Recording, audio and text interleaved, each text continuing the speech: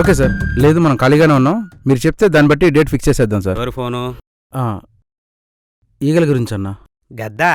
గెద్ద కాదన్నా, మాస్ మహారాజా రవితేజ మూవీ ఈగలన్నా. ఓ డైరెక్టర్ ఎవరు? కార్తిక్ గట్టమనేని గారు. ఏ బ్యానరు? పీపుల్ మీడియా ఫ్యాక్టరీ అన్నా. ప్రమోషన్ గురించి కాల్ చేశారు.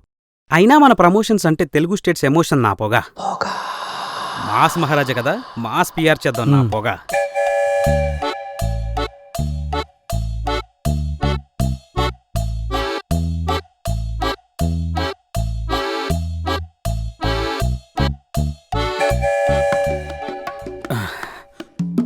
పొగ ఫిక్స్. ఎవరమ్మా?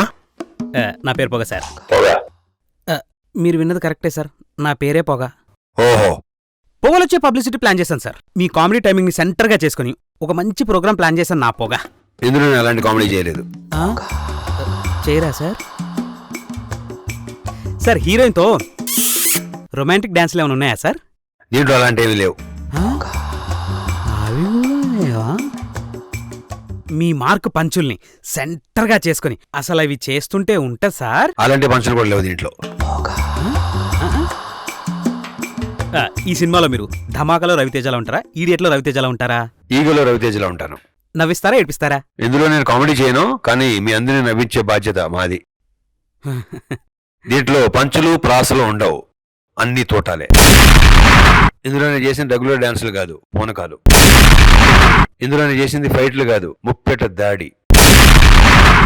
మీరు ఇవన్నీ చెప్తే పొగలు నాకొచ్చాయి సార్.